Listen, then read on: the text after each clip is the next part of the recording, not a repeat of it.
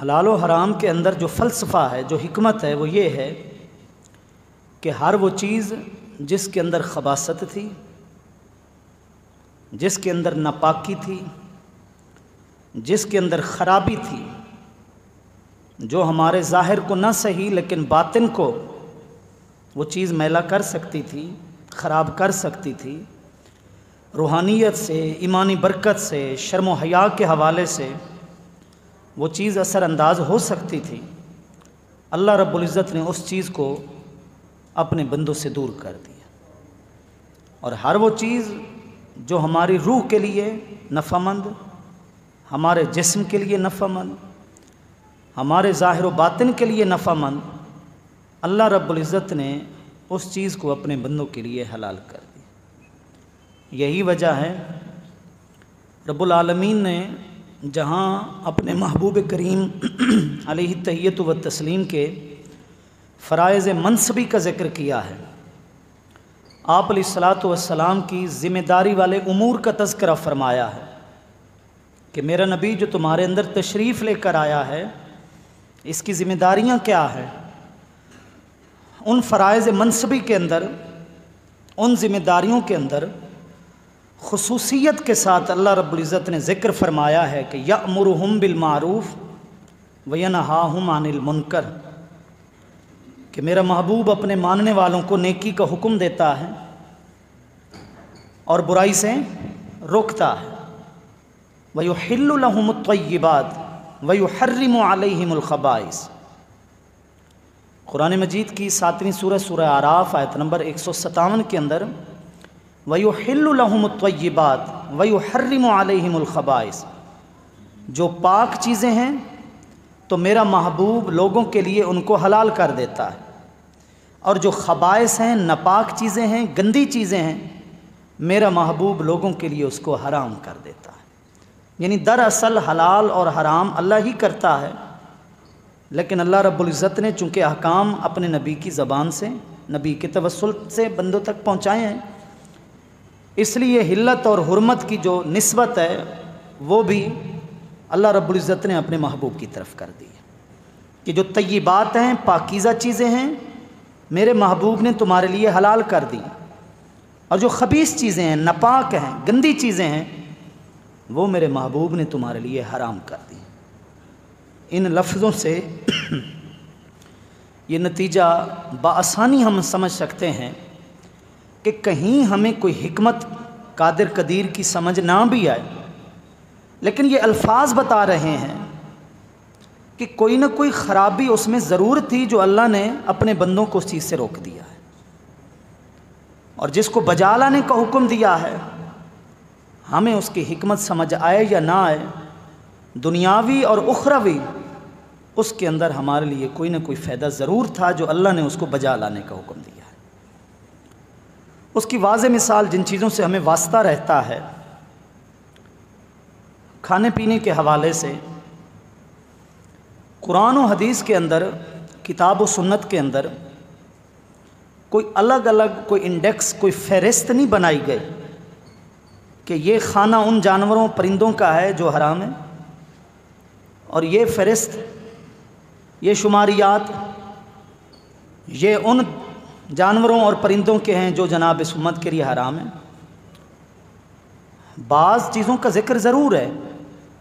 لیکن ایک اصول شریعت کے اندر بیان کیا گیا ہے، کون سے پرندے، کون سے جانور حلال، کون سے پرندے، کون سے جانور حرام۔ اگر ہم وہ اصول سمجھ لیں، ہمیں یہ حلال و حرام کا فلسفہ بآسانی سمجھ آ سکتا ہے۔ شریعت کا اصول یہ ہے، ہر وہ جانور اور ہر وہ پرندہ جو چیر پھاڑ کر کھاتا ہے، جو چھینا جھپٹی سے غذا لیتا ہے، پرندہ پرندے کو مارتا ہے، پنجوں سے چیرتا ہے، پھر اس کو کھاتا ہے، جانور جانور کے اوپر حملہ کرتا ہے، اپنے نکیلے پنجوں سے حملہ کرتا ہے، چیرتا ہے، پھاڑتا ہے، پھر اسے غذا بناتا ہے۔ شیر ہے، کتا ہے، بلّا ہے، چیتا ہے، اس طرح کی چیزیں، باز ہے، چیل ہے، کوا، یہ اس طرح کے پرندے ہو گئے۔ इनको हराम कर दिया, इनको हराम कर दिया। वमा अकल सबउ, सबउ ये अल्फाज है ना, चीरने वाले फाड़ने वाले दरिंदे परिंदे, इनको हराम कर दिया। और जिन जानवरों के अंदर इताअत पाई जाती है, झुकना पाया जाता है, फर्मा बरदारी पाई जाती है, जल्द वो इंसान के साथ मानूस हो जाते हैं, ऐसे परिंदे जो दाना चुगते हैं, कबूतर है, चिड़िया है, इस तरह की चीज़ें हैं, या ऐसे जानवर जो घरों में उनको चारा डाला जाता है वो मानूस हो जाते हैं। इतना बड़े से बड़ा हैकल ऊंट, कवीउल जुस्सा, मजबूत जिस्म का मालिक जनाब कोई बैल, इतने बड़े बड़े जानवर, लेकिन घर का एक छोटा सा बच्चा अगर खोंटे से उनकी रस्सी को खोल कर जाकर पानी पिलाता है और वापस आकर खोंटे पे उनको बांध देता है,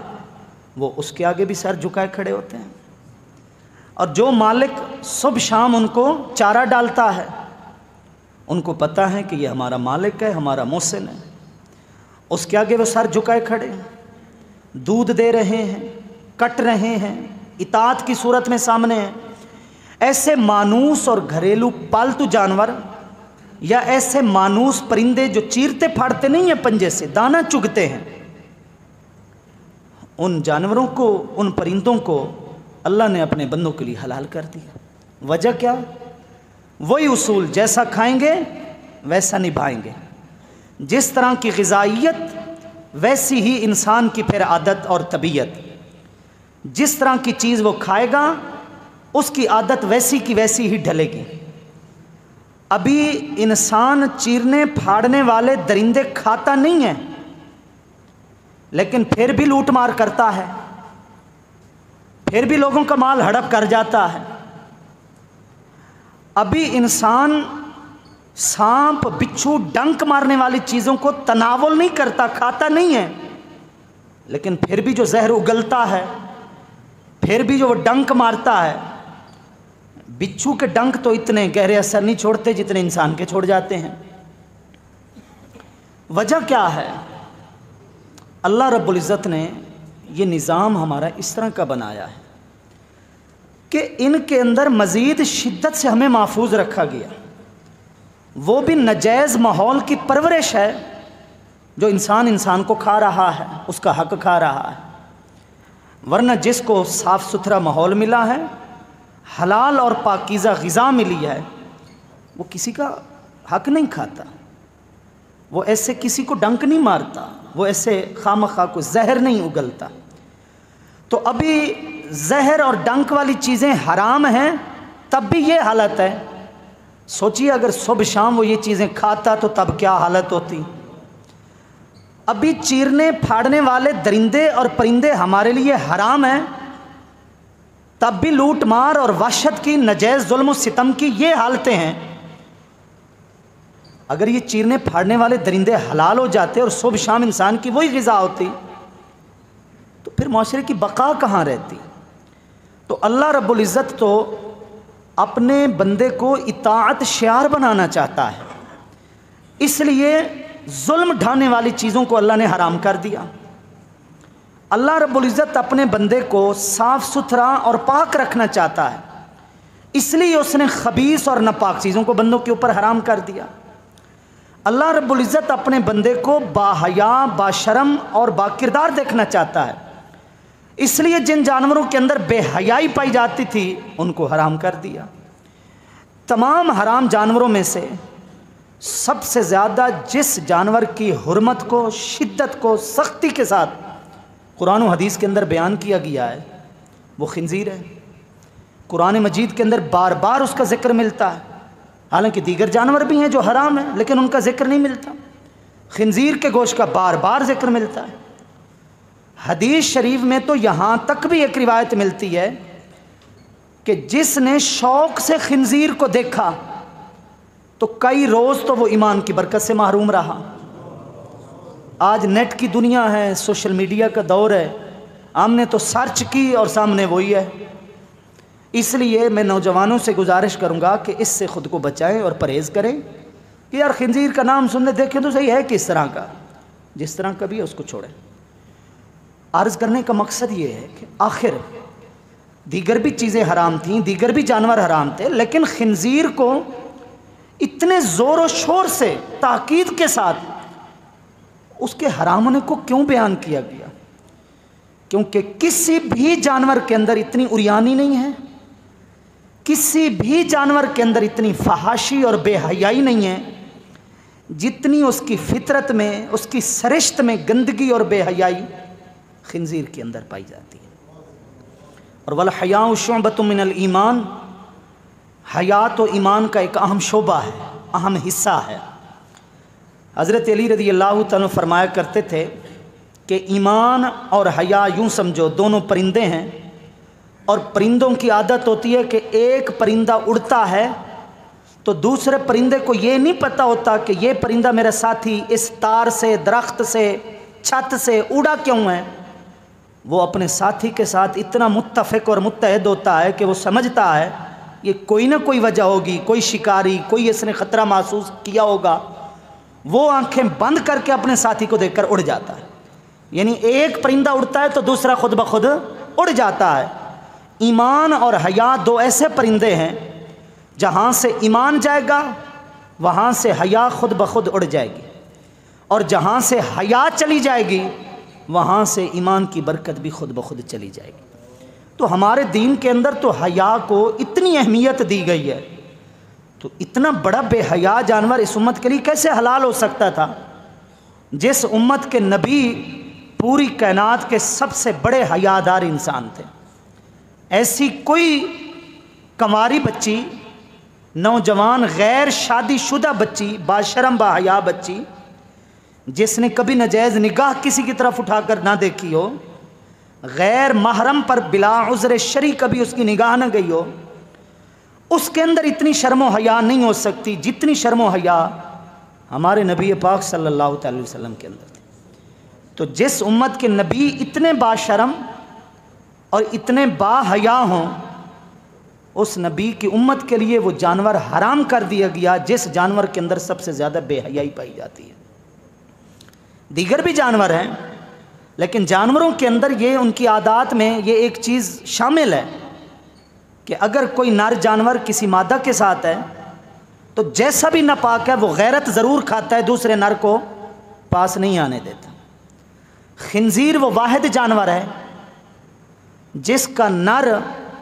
دیگر نروں کو لے کر آتا ہے اور اپنی مادہ کی طرف لے کر آتا ہے، اس کے اندر اتنی زیادہ بے حیائی پائی جاتی ہے، اور وہ پخانہ اور گندگی جتنا زور سے کھاتا ہے اتنی گندگی کوئی اور ناپاک جانور بھی نہیں کھاتا۔ اس کی غذا میں سب سے زیادہ یہ چیز شامل ہے۔ طبی حوالے سے بھی آپ سرچ کر سکتے ہیں، اس کا گوشت نہ تو جسم کے لیے فائدہ مند ہے، روحانی فلسفہ تو میں ویسے بھی آپ کے سامنے عرض کر رہا ہوں۔ یہ ساری باتیں عرض کرنے کا مقصد یہ ہے، کسی جانور کے اندر بے حیائی زیادہ تھی،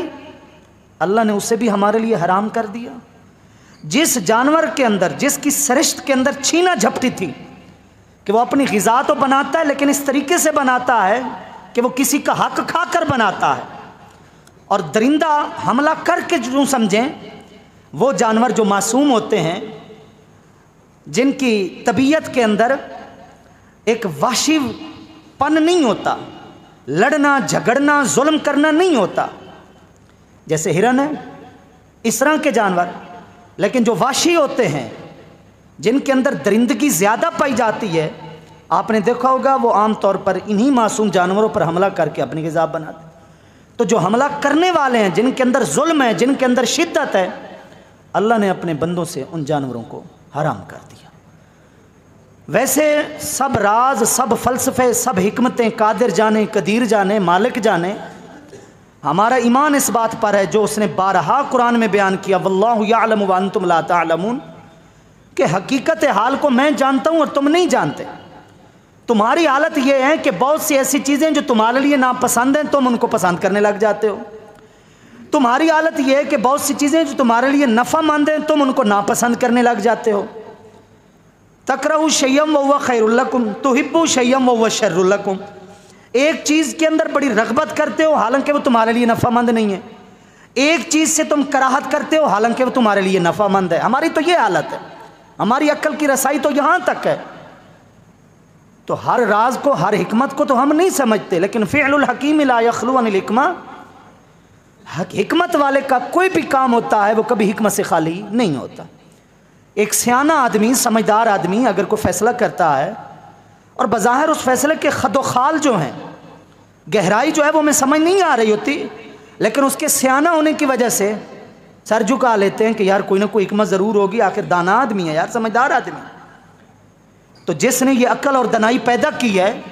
اور اپنے بندوں کو جس ہستی نے یہ بخشی ہے، تو اس کے کام حکمت سے کیسے خالی ہو سکتے ہیں؟ تو اس لیے بحیثیت مسلمان ہمارا یہ شعار ہو، ہمارا یہ اعتقاد ہو، ہماری یہ پہچان ہو کہ اللہ نے جو ہمارے لیے حلال کیا ہے، ہمارا یقین ہو کہ اس کے اندر دنیاوی اور اخروی ہمارا فائدہ ہی فائدہ ہے، اور اللہ تعالیٰ نے جو چیزیں ہمارے لیے حرام کی ہیں، یہ چھوٹی چھوٹی مثالوں کے ذریعے بھی آپ کو اس سے آگاہی بخشی گئی، اس سے ہم بآسانی اس اعتقاد کے اوپر قائم و دائم رہ سکتے ہیں کہ ہمیں اس راز کی سمجھ ہو یا نہ ہو، بہرحال وہ ہمارے لیے نقصان دہ ضرور ہے، اس لیے اللہ رب العزت نے ہمیں ان چیزوں سے محفوظ رکھا ہے۔ حلال و حرام کے حوالے سے یوں سمجھیں ہم پر اللہ کا خصوصی احسان ہے، اس کی بڑی مہربانیاں اس کے محبوب کے توسل سے، محبوب کی نسبت سے ہمارے ساتھ ہیں، ورنہ گزشتہ شریعتوں کے آپ بیان پڑھیں، گزشتہ قوموں اور امتوں کے آپ احوال پڑھیں، ان کی سرکشی کی وجہ سے، ان کی مسلسل نافرمانی کی وجہ سے،